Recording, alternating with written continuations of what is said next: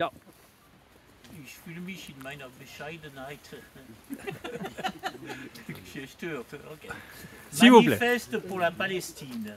Nous, citoyens d'Europe, de Lisbonne à Moscou, en passant par La Haye, et d'Helsinki à Naples en passant par Vienne, sommes horrifiés par le génocide qui se déroule dans la bande de Gaza. Nous sommes stupéfaits que nos principaux médias en parlent si peu et que les protestations contre cette situation soient criminalisées dans de nombreux pays européens. Même si les médias traditionnels gardent le silence sur les horreurs commises en Palestine, le génocide peut être vu en direct sur Internet.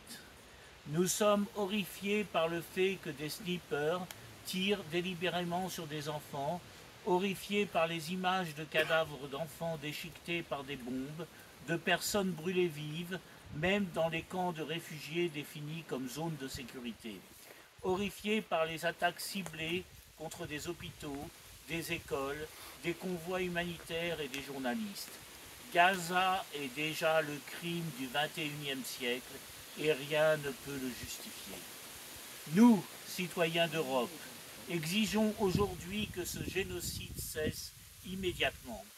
Nous rappelons à l'Europe qu'elle a une responsabilité et qu'elle ne doit pas gaspiller son dernier capital moral par son inaction, son absence de sanctions à l'encontre d'Israël et la poursuite de ses livraisons d'armes.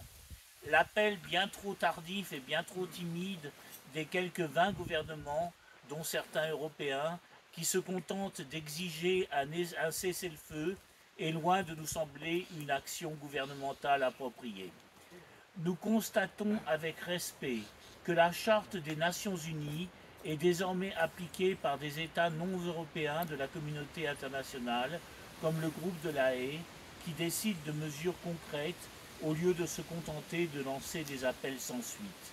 Des mesures juridiques internationales sont nécessaires afin que la fin immédiate de tout soutien au gouvernement, ainsi que la fin immédiate de tout soutien au gouvernement israélien, qu'il soit politique, diplomatique, économique ou militaire. En raison de la famine et des maladies infectieuses, la population de la bande de Gaza risque d'être presque entièrement exterminée si l'occupation et le blocus se poursuivent, même après un cessez-le-feu. Tous les camions transportant des marchandises humanitaires doivent pouvoir passer immédiatement et les organisations humanitaires des Nations Unies doivent pouvoir mener à bien leur travail sans entrave. Nous, citoyens d'Europe, nous prenons nos distances par rapport à l'Union européenne et au gouvernement de ses États membres, ainsi que de tous les partis européens qui n'osent pas dénoncer les atrocités commises par l'État d'Israël par pure crainte d'être accusés d'antisémitisme. Nous considérons que l'assimilation de l'antisionisme à l'antisémitisme est intellectuellement malhonnête. Personne n'a le droit de transformer la défense en représailles, personne n'a le droit de devenir un bourreau parce qu'il a lui-même été victime. Nous, citoyens d'Europe, rejetons les murs et la ségrégation. Und dann gibt es ein paar Zeilen auf Englisch, aber ich weigere mich, es auf Englisch zu lesen. Ich lese nur Französisch, ich überspringe diese Zeilen. Nous rejetons, also vor allem, weil ich einen furchtbaren Akzent habe in Englisch. Nous rejetons le nettoyage ethnique, l'expulsion, le génocide et la guerre, quel que soit le lieu et l'ethnie, la nationalité ou la religion concernée. Nous, citoyens d'Europe, renouvelons ici et aujourd'hui, en accord avec de nombreuses voix juives, cette promesse qui a été inscrite dans la Charte des Nations Unies en 1945, après les violences de l'Holocauste et des 2 guerres mondiales du siècle dernier.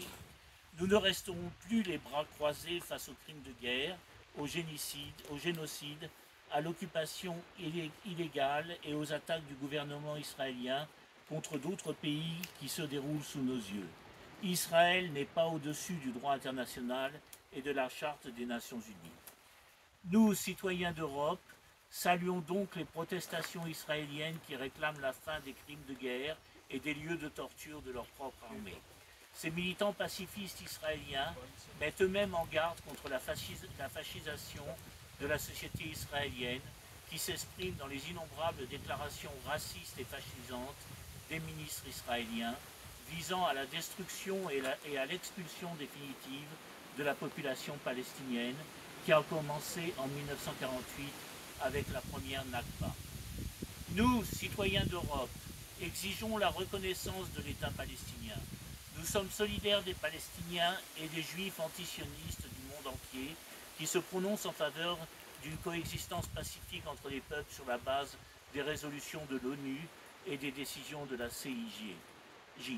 Levée du blocus de Gaza et de l'occupation en Cisjordanie, au sud Liban et en Syrie. Nous sommes solidaires des dockers en Italie, en Espagne, en Suède, etc., qui bloquent les livraisons d'armes, ainsi que des dizaines de milliers de manifestants qui ont fait entendre leur voix ces derniers mois à La Haye, Berlin, Rome, etc. Nous exigeons l'arrêt immédiat des livraisons d'armes à Israël.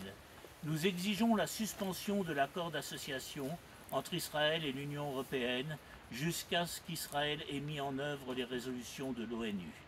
Nous exigeons la reprise des paiements à l'UNRWA, das ist diese humanitäre Organisation, die Palästinenser zu helfen, also zu ernähren und so. Ainsi que la libération immédiate de tous les otages et prisonniers politiques des deux côtés et le droit au retour des réfugiés palestiniens dans leur pays d'origine. Nous, citoyens et citoyennes d'Europe, nous nous faisons l'écho ici de la voix de Nelson Mandela. Nous savons, citation, « Nous savons trop bien que notre liberté sera incomplète sans la liberté des Palestiniens. » Liberté pour la Palestine. Ouais.